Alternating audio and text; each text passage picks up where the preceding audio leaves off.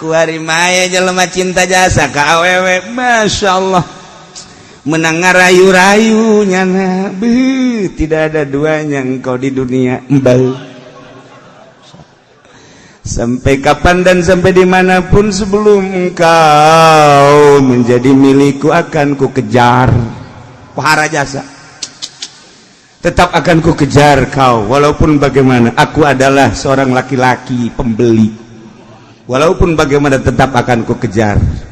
Menurut perasaanku di dunia hanya engkau yang tercantik, sejuta bintang di langit satu yang bercahaya. Pohara jasa. Ya Allah, akhirnya langsung nyana daekeun ku terima cintamu. Masya Allah, bahagia jasa pohara. Ya Allah, akan kujaga engkau, jangan pun ada orang jahat nyamuk andai kata, akan kutepak. Tidak boleh terluka dirimu, lebih-lebih hatimu. Aku merasa sejuk ketika aku melihat wajahmu di tengah matahari yang ereng-erengan.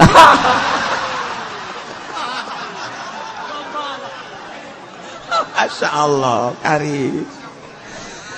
Akhirnya lalakina menyintai kawawedawan agak gitu kena saling menyintai, tapi ngaranna ge lalaki mah gombal neuleuh awewe anu leuwih geulis deui, padahal mah bobogan geus sataun dua ka taun pindah cintana kanu sejen, tinggal awewe bae ngap bae. Masya Allah, surga yang kau janjikan, neraka yang kau berikan. Manis yang kau janjikan tapi pahit yang kurasakan. Oh, pohara jasa. Dulu kau berlutut di kakiku untuk mendapatkan cintaku hingga terbuka hati-hatiku, pintu hati. Oh, pohara jasa eta bahasa. Ya Allah, ya Rabbi, pohara. Tetapi setelah aku mencintaimu, engkau begitu mudah meninggalkanku. Akhirnya mesantren ke Grogol. Pesantren ke Grogol akibat cinta, kemudian putus cinta anak ke Grogol. Cinta motor putus motorna Grogol bagi anak, cinta mobil putus mobilna Grogol bagi anak, cinta wanita putus jeung dipake ka cintana Grogol bagi anak, mesantren kana di Grogol. Impus. Urang teh lamun nyuratan kakak bogoh ku ari teh. Engkau adalah kekasihku tercantik di dunia. Tidak tahan aku ketika aku memandang wajahmu. Terik matahari yang panas menyengat ketika aku melihat wajahmu, teduh rasanya. Eta pohara jasa, tete pohara jasa. Pohara jasa. Berjuta bintang di langit satu yang bercahaya. Masya Allah. Wassalam Jeki.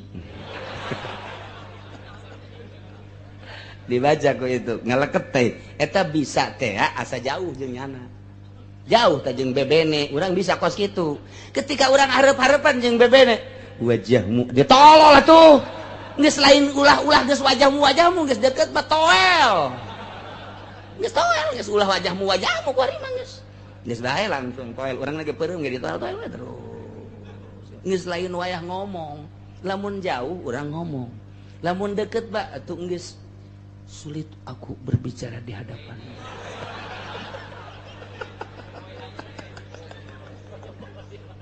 Tidak ada yang dapat kukatakan isi hatiku.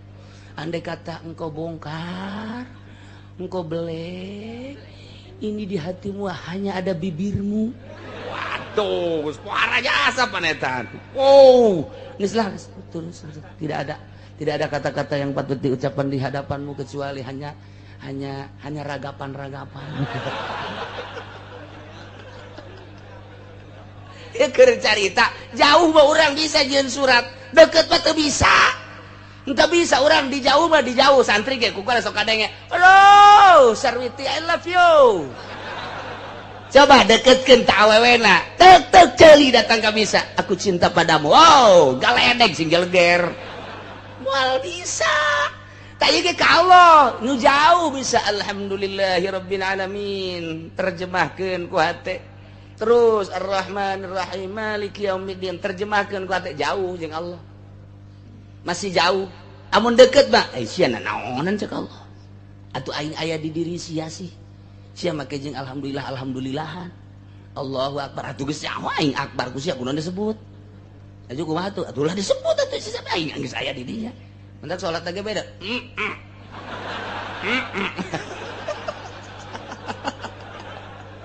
atuh lah kos kitu mikung ngaranna mantak tetep syariat dan syariat ngan geus liwat ti syariat alamna kuali geus alam tariqah geus salat lagi geus lain deui asa aya Allah Allahu akbar geus lain Allah nu maha agung geus hese eta mah hese diterjemahkeun heula sebab salat perasaan kamari keur di syariat nyana Allah yang maha besar subhana rabbiyal azim wa bihamdihi maha suci Tuhanku yang maha agung eta mah terjemahan ketika jauh jeung Allah pasti kos kitu ketika geus deket jasa jeung Allah wa nahnu aqrabu min hablil warid asa kadeuleu Allah teh kamari mah asa dideuleukeun kamari mah asa neuleu aya asa dideuleukeun mah jauh keneh ieu asa neuleu ka Allah teh deuleu ka Allah emang deuleu ka Allah kumaha apa aya asma sifatna ayeuna lezatna mangke urang edan moal kuat Kangjeng Nabi Musa ge neuk neuleuh Gusti Allah di Gunung Tursina eta teh lain edan-edan teh sakar ngaranna sakar teh fana ngaranna poho tina dunya inget ngan ka Allah doang fana ngaranna tah kuari ge kuari urang tah lamun luhur pangkat kos kitu bae ketika salat teh Allahu akbar geus hese jaritakeunana terus babacaan teh asa ditungtun ku Allah asa Allah bae ieu mah keur carita deketna ka Gusti Allah nah iyalah innama yastajibul ladzina yasma'un Muhammad eueuh deui anu bakal ngaijabah kana pangadak anjeun sehingga nyana jadi iman ka anjeun iman ka kaula alladzina yasma'una jelema nu ngadarangekeun setelah ngadenge terus nyana maham terus nyeun itibar nyeun contoh leketeh hatena teh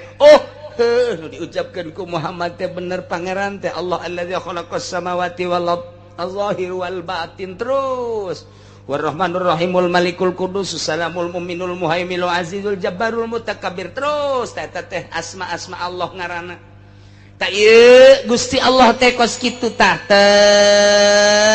oh bener Muhammad teh diutus ku Gusti Allah jadi rasul Allah lantaran dibere mukjizat bentukna Al-Qur'an digawe naon belajar henteu sakola henteu masantren henteu guguru henteu ngaguru henteu tapi ternyata bisa lamun lain mukjizat moal bisa numantak mukjizat teh sambarangan teu sakabeh jelema bisa maca Al-Qur'anul Karim teu sakabeh jelema dibere mampu maca mukjizat teu sakabeh jelema bisa mampu nerangkeun mukjizat teu sakabeh jelema ngajelaskeun mukjizat bisa lantaran eta mah jelema pilihan Allah nah ieu mukjizat teh lamun urang ngadengekeun urayan Al-Qur'an leketeh hate al-mujiz teh hartina ngapeskeun urang jawara geledegan ngadenge urayan Al-Qur'an eueuh nanaonan horeng awak aing janu gagah mah Gusti Allah janu hebat mah Gusti Allah nu maha kawasa mah Gusti Allah aing gagah sote di lapangan ku batur di jawara-jawara horeng aing inget kana kagagahan Allah mah atuh aing meureunanan ieu mah jadi kerak neraka leketeh ketika aya kiai pohara jasa ilmuna kemudian ngadenge urayan Al-Qur'an wa ma utitum minal ilmi illa qalila mun hayang nyaho anjeun ilmu Allah mah tah ilmu Kangjeng Nabi Musa bae heulanana nu sakitu hebatna ilmu Kangjeng Nabi Khadir bae nu sakitu hebatna lantaran kahebatanna teh geus hese ngajag-jagna dibandingkeun jeung ilmu Allah mah dibayangkeun ku Gusti Allah aya simeut aju simet sukuna dikalautkeun sanggeus sakitu nyana kaluhur aya ngeclak cai dina suku simet nyaksak deui ka laut cak Kangjeng Nabi Khidir ilmu urang jeung ilmu maneh teh dibandingkeun jeung ilmu Allah mah lir teu beda jeung nu ngeclak tina suku simet ka laut tah laut ilmu Allah ilmu urang mah nu ngeclakna atuh leutik saha tu lain papa tah cak Kangjeng Nabi Khidir geus kiai profesor dokter anu sok itu hebatna agung ku ilmuna sasar sia mata kaju ka Golkar ge ngarasa agung eta lain dibawa tawadu ka Gusti Allah jatuh daya tuh baik kubatur di kiai-kiai Gusti kudu di kiai-kiai kubatur di buya-buya ih banyak di buya-buya teu meujeuhna Gusti abdi mah di abah-abah atuh abah mah dukun bareng ka dituna lemah di hareupeun Allah wa ma utitum minal ilmi illa qalila endek daon di hareupeun Allah nu dibanggakeun endek naon di hareupeun Allah nu disombongkeun gagah tandingan Gusti Allah ilmu tandingan Gusti Allah orang-orang mah abid orang-orang mah makhluk dibere kieu teh nang Allah nang saha eta tanya hok itu Al-Qur'anul Karim al-mujiz Quran ngapeskeun ka setiap jelema saha bae lamun